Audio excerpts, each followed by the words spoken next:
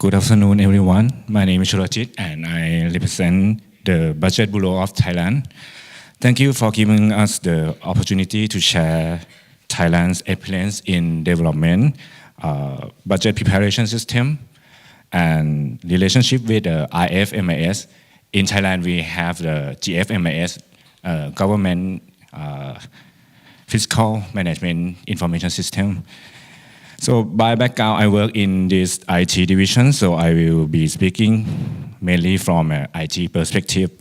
However, I will keep the presentation practical and closely connect to the core budgeting process. My goal is to show you especially how our IT architecture directly align with and support the core budget system. So let's start with why. Why do we need the digital transformation in budgeting? Often we fall into the trap of thinking that simply converting paper data to digital data will automatically make budgeting more efficient. But that is just digitization. The traditional digitization often replicates paper-based processes rather than redesign the processes. If we keep the same old workflow and just move them into the screen, we still end up with the silos. Everyone know the silo, the fragmented system that require the manual coordinate and can communicate with each other. So this make traceability, control, and strategic visibility very difficult. In Thailand, we have used the e-budgeting system since 2004.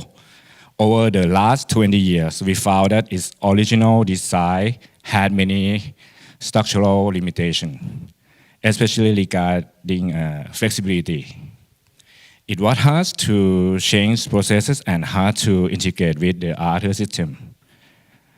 Because of this, we are now developing the new e-budgeting system. We are completely changing the underlying structure using the modular development that align with the true digital transformation, which I will explain shortly. Okay.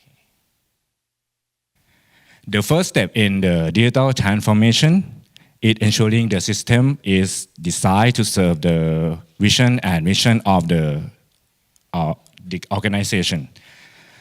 For the Thai Budget Bureau, our vision is to serve as the key mechanism to drive the modern and trustworthy government policy. And our commission are to advise on budgeting decision, prepare budget aligned with the policy goals, maximize public value and cost effectiveness, and monitor results for the future budget planning. Ultimately, it's come down to public trust. Digital system must reinforce public trust by making budgeting inherently faster, more accurate, more transparent, and policy-driven. We must keep these keywords at the center of our system design while seamlessly coordinate with the budget receiving agencies, the government, and the parliament.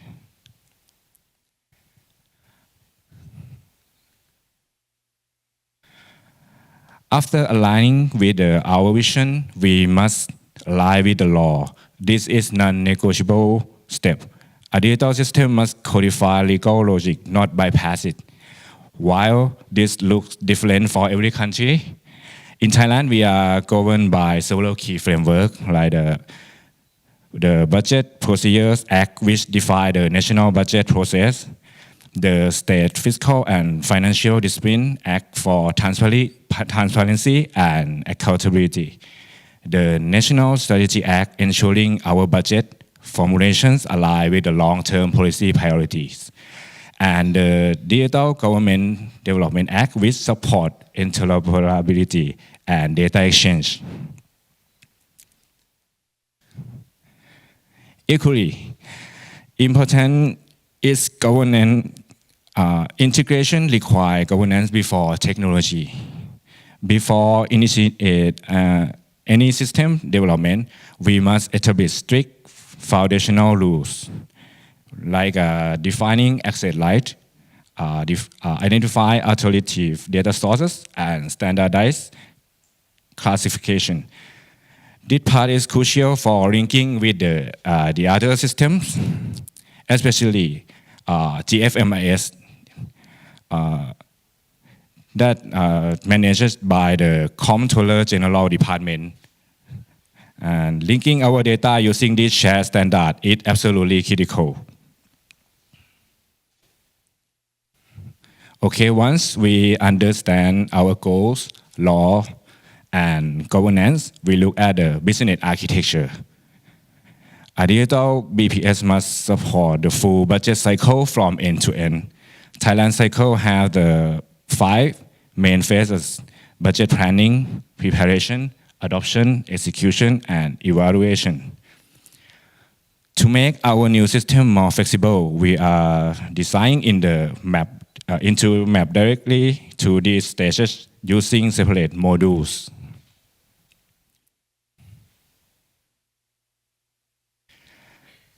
This brings us to the modular development. The goal here is to avoid the monolithic legacy systems.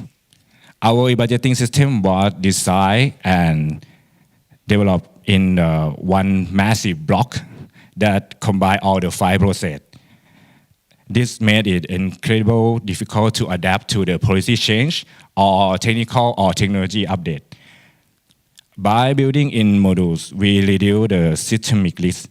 It's almost like a plug and play. You can develop the one module, one part, and you can plug it and edit it easily. It makes it flexible, more flexibility. In our new e-budgeting system, we have divided the development into 5 main steps, mirroring the budget cycles and broken them down into the sub-modules. To make this work seamlessly, we build them up on shared data layer. That's the shared service layer, data integration and analytics. That we like a backbone under the processes. This ensures that every module speaks the same language and use the exact same single source of truth. This approach allows us for faster development and ensure much greater flexibility in the future. However, I want to share a practical warning from my experience. If the different teams are developing this module separately, you have to have some project management, strong project management to control this, like system governance.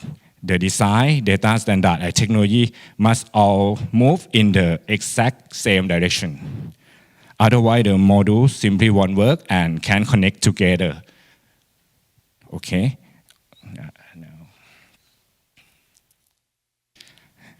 Next, we look at ecosystem integration. The budgeting system must connect across government domains to ensure absolute coherence. In Thailand, different agencies own different pieces of puzzle to connect with our system. We link with the NESDC, National Economics and Social Development Council, for national strategy frameworks and KPIs. We link with the EGP, Electronic Government Procurement System for procurement tracking. We connect with GFMS for financial execution and disbursement. And of course, we connect with all line ministry and agencies for their budget request. To support these various connections in our current e-budgeting system, we have had to implement many updates over the years. For example, when handling budget requests from agencies that have a huge number, some agencies have more than 10,000 live items, and so we we currently use a method that allows them to upload the Excel form. For our other external connection, we generally exchange data by importing files such as the CSV file, Excel spreadsheet directly into system. However, this current method of point-to-point connection lacks centralized standard. Every time we need to integrate a new system or add features, it requires custom modification and developing. To solve this, in the new budgeting system design, we are shifting to the centralized data exchange hub as our core backbone, which we will look at next. But before go to the data exchange hub, let's look at specifically at the connection with our IFMIS or GFMS side. In the e-budgeting system, we have essential connection with the IFMIS side or GFMS side in Thailand. In Thailand, GFMS is not just for disbursement, accounting, or transfer. It is the key part of the budget execution. In the budget cycle, because we set the budget limits and allocation according to the spending plan in this system, so reliable data connection here is absolutely necessary. And we set the outbound and inbound.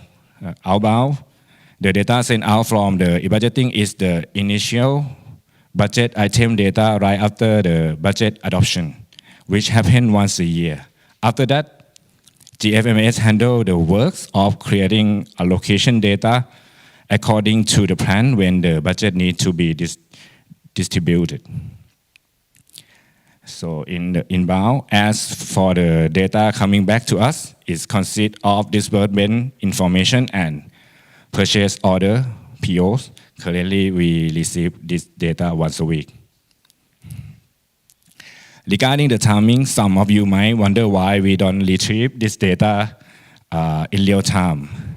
This is actually a deliberate trade-off between the accuracy, efficiency, and speed. The real work in the GFMS system involves a massive number of daily transactions. For our analysis, the data we actually need might not be the raw operational data, but rather summary data that is just enough for our use. If the connection is too frequent, it might create too much workload on the system or cause the error during processing. So we have to prioritize the most appropriate timing for the data connection. That's up to you, up to the number of transaction, number of the item that you have, and you can set the most appropriate time and frequency to retrieve the data. The key here is ensuring that the data we exchange has the same standard, can be easily linked, and can be properly classified. At the Budget Bureau, we have designed a clear item code together with the Comptroller General Department. This common code is what allows us to seamlessly link with both the budgeting side and the GFMS side together. Ultimately, the most important thing is having clear coordination and collaboration between the agencies. That is what truly allows us to get the exact data we need for real integration and further analysis. We come back to Data Exchange Hub. Building on what I have just mentioned, such as separating the data layer and establishing clear standard and governance, creating a Data Exchange Hub as our backbone is what truly helps reduce system complexity. The concept of this data exchange hub is to set universal standard for connection. It utilizes standard APIs, automatic data mapping and transformation, and strict quality check with the clear tagging. This allows us to effectively plan and manage data across all moving parts of the system. The new budgeting system we are currently developing use the exact structure is successfully linked with the NESDC, GFMS, and EGP system. Moreover, it is fully prepared to connect with the other external agencies easily by relying on the shared standard from the Exchange Hub. The greatest benefit of this hub approach is future proofing. We won't have to extensively redesign or redevelop our integration point in the future.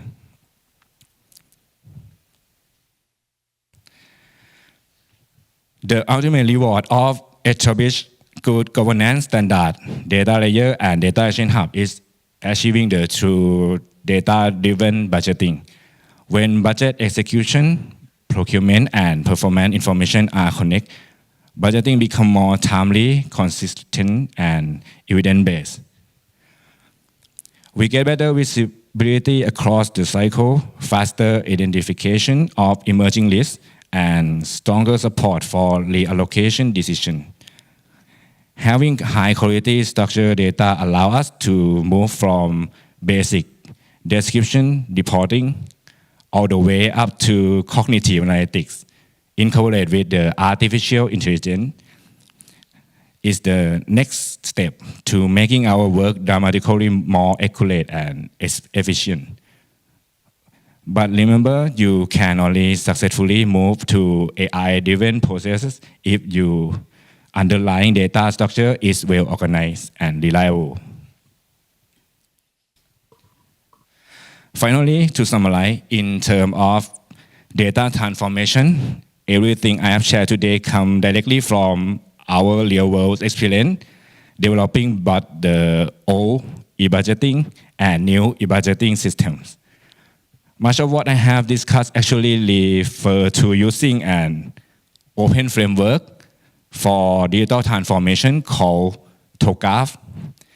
The Open Group Architecture Framework. Specifically, we focus heavily on the initial phases: architecture vision, business architecture, and information system architecture, particularly regarding data. So the key takeaway about this digital transformation is like align the system design with the organization goal, define what needs to be done, and develop the system in the modular way, link data through data exchange hub that is the backbone that share service and data together for the single source of truth, and use the data-driven approach from the data that we have is quality. Ultimately, all of this is about elevating how we manage the national budget by making our government system fast, accurate, transparent, and data-driven. We not only improve our internal workflow by also set better policies. This solid digital foundation exactly help increase public trust and build confidence for our citizens. Thank you.